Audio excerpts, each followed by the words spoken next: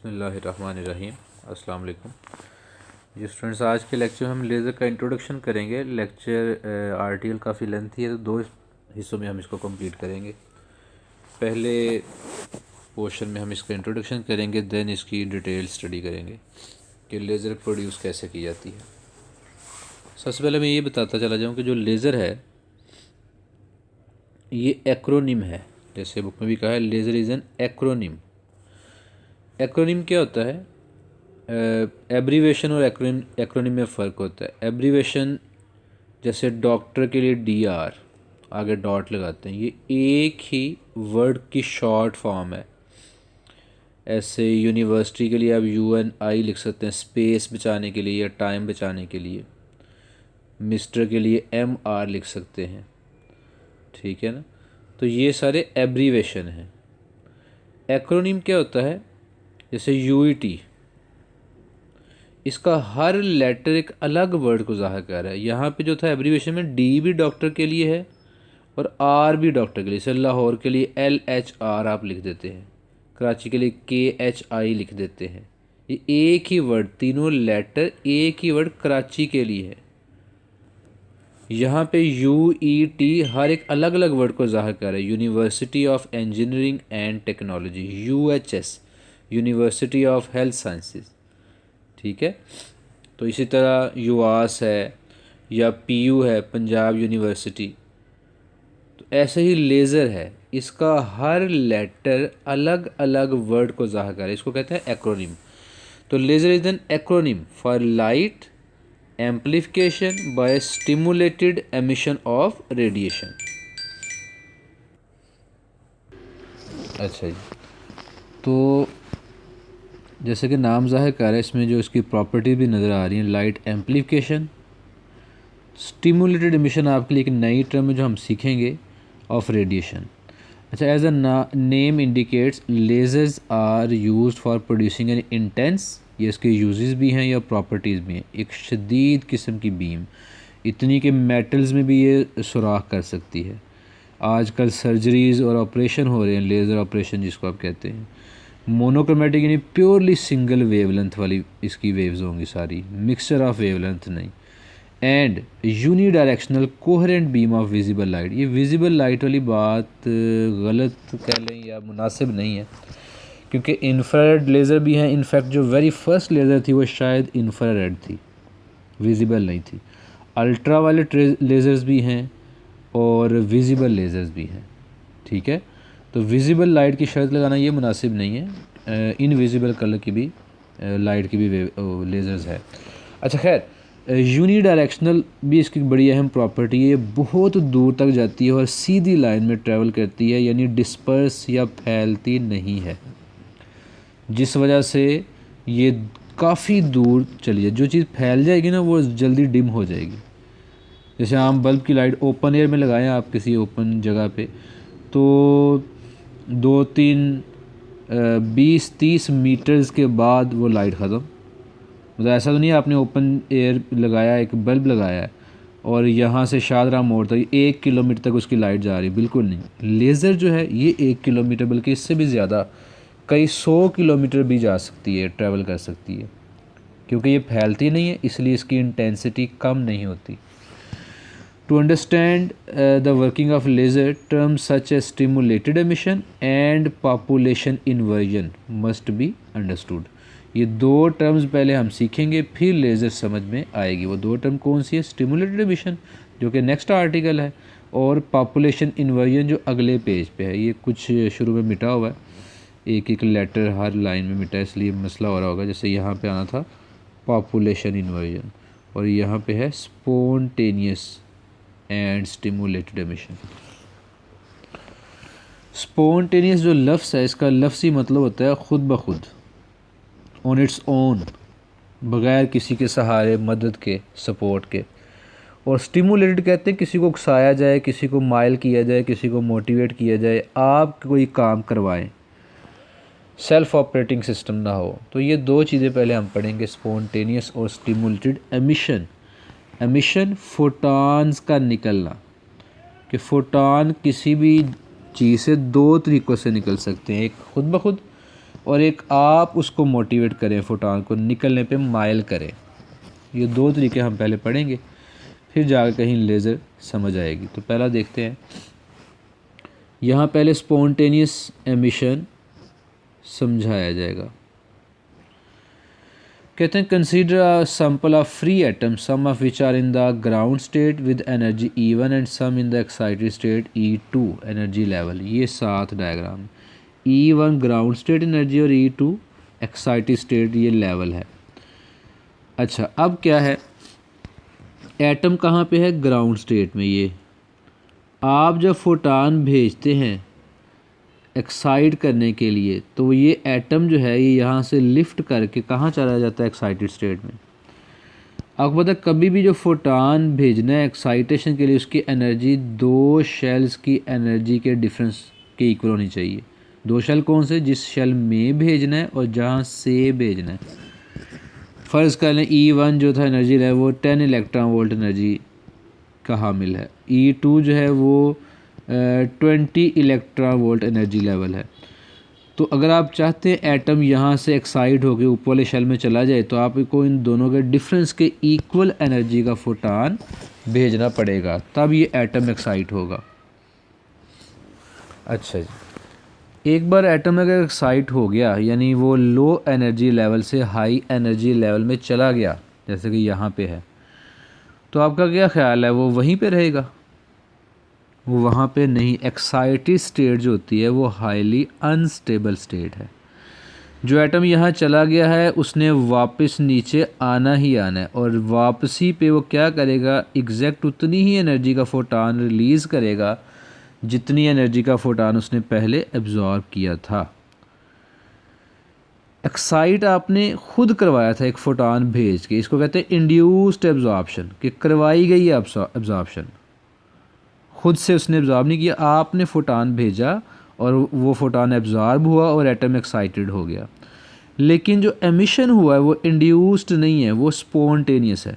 यानी आप चाहें या ना चाहें, आप कुछ करें या ना करें, जो एटम एक्साइटेड स्टेट में है उसने वापस नीचे आना ही आना है, और ये वाला फोटान रिलीज़ होना ही होना है। इस किस्म के एमिशन का नाम क्या होता है, स्पॉन्टेनियस एमिशन, खुद ब खुद एमिशन। एक्साइट आपने करवाया लेकिन डी एक्साइट वो खुद हो गया और फोटान खुद निकला, इसको स्पॉन्टेनियस एमिशन कहा जाता है। ये फोटान किसी भी रैंडम डायरेक्शन में जा सकता है, आपका कंट्रोल, आपकी मर्ज़ी की डायरेक्शन को ये फॉलो नहीं करेगा। पहले तो ये टाइप है, इसकी स्टडी करते हैं, फिर आगे दूसरी टाइप पढ़ेंगे। देखते हैं, कहते हैं as shown in the figure the photons of energy HF E2 - E1। आपने इन दो स्टेट में ट्रांजिशन करवानी है, तो फोटान की एनर्जी जो आपने भेजा है वो इतनी एनर्जी का होना चाहिए, दोनों के एनर्जी डिफरेंस के इक्वल। अच्छा, HF E2 - E1 are incident on this sample, इन फोटान्स को फॉल करवाया जाता है। These incident photons can interact with atoms in 2 different ways. Figure 20.9a, यानी ये पहली डायग्राम, द इंसिडेंट फोटान, जो आपने फोटान भेजा वो is absorbed by atom in the ground state E1, thereby, जब वो एब्जॉर्ब हो जाएगा, thereby leaving the atom in the excited state E2, उस फोटान को एब्जॉर्ब करके एटम एक्साइटेड स्टेट में चला जाएगा। This process is called stimulated और इंड्यूस्ड एब्जॉर्प्शन। इंड्यूस्ड और स्टिमुलेटेड एक ही बात है, ठीक है, कि आपने फोटान भेजा जो एब्जॉर्ब किया एटम ने, एटम को फोटान एब्जॉर्ब करवाया गया, इसलिए इंड्यूस्ड या स्टिमुलेटेड एब्जॉर्प्शन, एमिशन नहीं, एब्जॉर्प्शन। अब जब एटम एक्साइटेड स्टेट में आ चुका है तो अब क्या होगा, once in the excited state, अब एक बार एक्साइटेड स्टेट में आ चुका है, अब दो काम हो सकते हैं, या तो वो एटम खुद नीचे आ जाए ग्राउंड स्टेट में और फोटान खुद निकल जाए, या आप करवा दें। हम कैसे करवाएंगे वो बाद में देखेंगे, फिलहाल पहला तरीका। 2 things can happen to the atom. पहला, it may decay by spontaneous emission as shown in figure 20.9b, जो सेकंड डायग्राम, यानी वो डिके, यानी डिके होता है एक फॉर्म से दूसरी फॉर्म, एक स्टेट से दूसरी स्टेट में आ जाना। एटम खुद भी डिके हो सकता है एक्साइटेड स्टेट से ग्राउंड स्टेट में, in which the atom emits a photon of energy hf(E2 - E1) in any arbitrary direction. Arbitrary किसी भी रैंडम डायरेक्शन में फोटॉन निकलेगा, आपकी पसंद या मर्ज़ी की डायरेक्शन में नहीं निकलेगा। पहला तो काम ये है। दूसरा जो अल्टरनेटिव है, जो पते की बात है, जो मेन जो लेज़र प्रोड्यूस करने वाला काम है, वो है स्टिमुलेटेड या इंड्यूस्ड एमिशन। ये काम ज़्यादा समझने वाला है। शुरू में मैं भी इसको समझता ये सिर्फ एक थ्योरी है, हाइपोथेटिकल, एक तुक्का लगाया है, लेकिन ये बिल्कुल रियलिटी है जिस पे यकीन आता नहीं, लेकिन मैं आपको यकीन दिलाऊंगा भी साइंटिफिकली। फ़िलहाल पढ़ते हैं कि है क्या चीज़ जिस पे यकीन करने का दिल नहीं करता। वो क्या? वो कहता है एक बार एटम एक्साइटेड हो गया, एक्साइटेड स्टेट में चला गया, जैसे ये है, तो बजाय वो खुद नीचे आए, वो जो उसने आना ही आना था, और फोटॉन एमिट करे, उसकी बजाय क्या करें, आप उसको माइल करें नीचे आने पे। वो कैसे? कि देखें ये एटम एक्साइटेड स्टेट में था, तो जब वो डी एक्साइट होने लगे तो आप एक और फोटॉन भेज दें। देखें अगर एटम ग्राउंड स्टेट में होता और फोटॉन भेजते ये वाला, तो वो एक्साइटेड स्टेट में चला जाता। पर जब एटम ऑलरेडी एक्साइटेड स्टेट में है तो फोटॉन भेजेंगे, तो ये फोटॉन जो है hf एनर्जी वाला, ये क्या करेगा, उस एटम को जिसने वैसे भी नीचे आना था उसको माइल करेगा नीचे आने पे, और वो एटम अपने टाइम से ज़रा पहले नीचे आ जाएगा, अपने टाइम से ज़रा पहले नीचे आ सकता है। तो दो फोटॉन निकलेंगे जो एग्जैक्ट सेम एनर्जी के होंगे, सेम डायरेक्शन के होंगे, सेम वेवलेंथ के होंगे, और इकट्ठे निकलेंगे साइमल्टेनियसली। दो फोटॉन कैसे? गौर करें। एक इस एटम जो कि एक्साइटेड था, ये वाला एटम, उसके नीचे आने से जो एक फोटॉन निकलना था वो, और एक ये जो आपने फोटॉन भेजा ये वाला, एक आपका भेजा गया फोटॉन और एक एटम के डी एक्साइट होने से निकलने वाला फोटॉन, दो फोटॉन। इसका फ़ायदा ये होगा कि दोनों फोटॉन सेम डायरेक्शन में जाएंगे, स्ट्रेट लाइन में। पहले क्या था, रैंडम डायरेक्शन में फोटॉन निकलना था, आपको आपकी मर्ज़ी की डायरेक्शन में नहीं निकलना था। एक तो अब सेम डायरेक्शन, ये सेम डायरेक्शन क्यों होती है, इनके दरमियान क्या ताल्लुक़ है कि ये इकट्ठे जाते हैं, वो भी बताऊँगा, और ये कैसे माइल करता है वो भी मैं नेक्स्ट लेक्चर में समझाऊँगा। ये रियलिटी है, खाली थ्योरी नहीं है। और एक और फ़ायदा ये हुआ कि आपको दो फोटॉन इकट्ठे मिल गए, भेजे आपने बारी बारी थे। अभी तक आप दो फोटॉन इन्वेस्ट कर चुके हैं, दो ही मिले हैं, लेकिन इकट्ठे कैसे? पहले आपने एक फोटॉन भेजा जिससे एटम एक्साइटेड हो गया, उसके बाद आपने दूसरा फोटॉन भेजा जिसने एटम को डी एक्साइट किया, और दो फोटॉन इकट्ठे मिल गए। ये वाले भेजे आपने वक्फे वक्फे से, पहला और ये दूसरा, और मिले इकट्ठे। जब इकट्ठे फोटॉन मिलेंगे तो वो जो बीम है वो क्या बन जाएगी, इंटेंस। जैसे मैं बच्चों को मिसाल पता क्या देता हूँ, आप कमेटी अगर डालते हैं, तो अगर आपने एक साल की कमेटी डाली है, हर माह 10,000 आप जमा करवाते हैं बिलफर्ज, तो 12 महीनों में यानी एक साल में 1,20,000 रुपया अमाउंट होगी। आपने एक साल में दी भी इतनी ही अमाउंट है और मिलनी भी इतनी है, लेकिन फ़ायदा ये हुआ कि देंगे आप किस्तों में हर महीने और मिलेंगे इकट्ठे। तो वही बंदा कोई इसको अच्छे काम में इस्तेमाल कर लेता है। ज़्यादा नहीं मिली आपको, लेकिन इकट्ठी मिली, और दी आपने तोड़ तोड़ के किस्तों में दी। यही काम यहाँ पे हुआ है कि फोटॉन दिए आपने दो ही हैं पूरे प्रोसेस में। पूरा प्रोसेस कौन सा? एक यहाँ पहला स्टेप जिसमें आपने एटम को एक्साइट किया, और एक आखिरी स्टेप जब एटम डी एक्साइट होने लगा तब भी एक फोटॉन भेजा और मिले इकट्ठे, इंटेंस बीम क्रिएट हुई। और इंटेंस बीम से आप बड़ा कुछ कर सकते हैं। मेटल्स में जैसे होल कर सकते हैं, ऑपरेशन कर सकते हैं, वेल्डिंग, रेटिना वेल्डिंग कर सकते हैं। ये हम यूजेस पढ़ेंगे। जैसे मैं एक और मिसाल देता हूँ बच्चों को, कि आप एक कंकर लेके ना एक एक करके किसी बंदे को मारें, छोटे से चींटी के साइज़ के कंकर मारें, एक एक करके 100 कंकर भी मार देंगे ना अलग अलग, उस बंदे को कुछ भी नहीं होगा। और वही 100 कंकर किसी पैकेट में बंद करके टाइट सा कोई एक बना के बंडल सा वट्टा शट्टा बना के 100 कंकर अब मारें उसको बंदे को, अब उसको अलग पता जाएगा, इंटेंसिटी ज़्यादा हो जाएगी, ठीक है।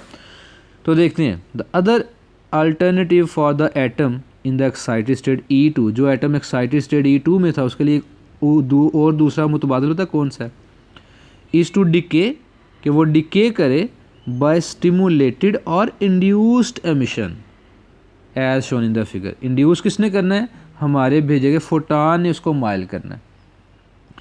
In this case the incident photon of energy HF induces the atom, वो एटम को माइल करता है टू डिके, कि वो नीचे आ जाए, by emitting a photon that travel in the direction of the incident photon, वो जो फोटान निकलता है वो भी हमारे भेजे गए फोटान की डायरेक्शन में जाता है, यानी दोनों फोटान सेम डायरेक्शन में।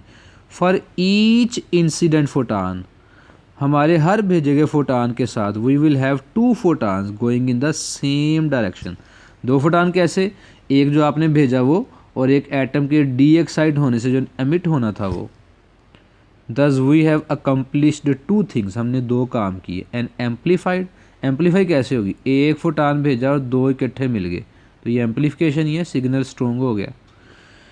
As well as a unidirectional coherent beam, unidirectional एक ही डायरेक्शन में, कोहेरेंट सेम फेज डिफरेंस वाले, कांस्टेंट फेज डिफरेंस वाली, आप आसान अल्फाज में ये समझ लें सेम वेवलेंथ सेम फ्रीक्वेंसी वाली बीम आपको मिल गई।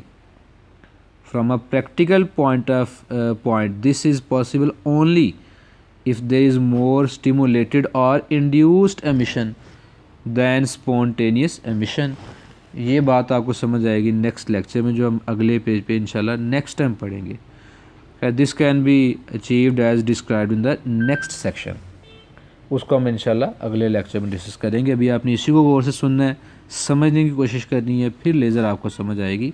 और अगले पेज पे हम यही चीज़ें डिस्कस करेंगे कि population inversion and laser action ये क्या चीज़ है। ले बेटा आज के लिए इतना ही, अल्लाह हाफिज़।